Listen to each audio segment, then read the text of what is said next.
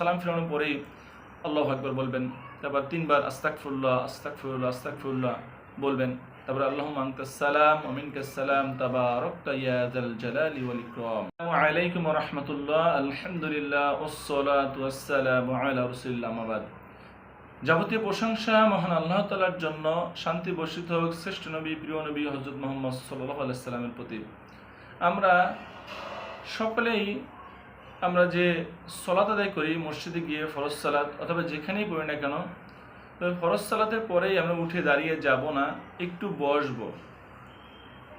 আমরা বসে অন্ততপক্ষে ফরজ সালাতের পরে আমরা কয়েকটা দোয়া করব। মুহাম্মদ সাল্লাল্লাহু আলাইহি সাল্লাম অনেকগুলি দোয়া করতেন, লম্বা দোয়া করতেন। সেই সব তো আমরা অনেক সময় পারিও না, কিন্তু অ্যাটলিস্ট কমপক্ষে যেগুলো সম্ভব সেগুলো একটু বলি। যে আপনি সালাম ফিরানোর পরেই আল্লাহু আকবার বলবেন। তারপর 3 বার আস্তাগফিরুল্লাহ আস্তাগফিরুল্লাহ আস্তাগফিরুল্লাহ বলবেন। তারপর আল্লাহুম্মা আনতাস সালাম ওয়া মিনকাস সালাম তাবারাকতা ইয়া যাল জালালি ওয়াল ইকরাম। তারপর আপনি সুবহানাল্লাহ 33 বার, আলহামদুলিল্লাহ 33 বার, আল্লাহু আকবার 33 বার পড়বেন। তারপর আপনি লা ইলাহা ইল্লাল্লাহু ওয়াহদাহু লা শারীকা লাহু লাহুল মুলকু ওয়া লাহুল হামদু ওয়া হুয়া আলা কুল্লি শাইইন কাদির। এরপর একটি গুরুত্বপূর্ণ, যেটাই আজকের মূল বিষয় বলতে চাচ্ছিলাম, সেটা হচ্ছে এরপরেই আপনি পড়বেন আয়াতুল কুরসি।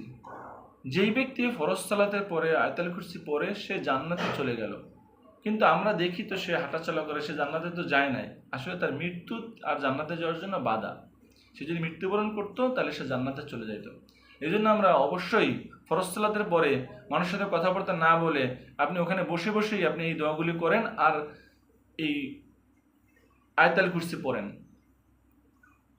সাথে সাথে মোনাজাতের জন্য তাড়াহুড়ো করবেন না। এইগুলো পরে আপনি মোনাজাত করেন, সমস্যা কি? কোনো সমস্যা নেই। তো আপনি আগে এই দোয়াগুলি করেন এবং আয়াতুল কুরসি পাঠ করেন। কারণ আপনি যতই দোয়া করেন না কেন, আল্লাহ যদি আপনাকে আয়াতুল কুরসি পড়ার জন্য যদি আপনাকে জান্নাতেই নিয়ে যায়, তাহলে এত দোয়াই বা আমার কি আসা যায়? তো অবশ্যই দোয়াও করবেন, আমি দোয়া নিষেধ করি না, কিন্তু আয়াতুল কুরসিটা অবশ্যই পড়বেন।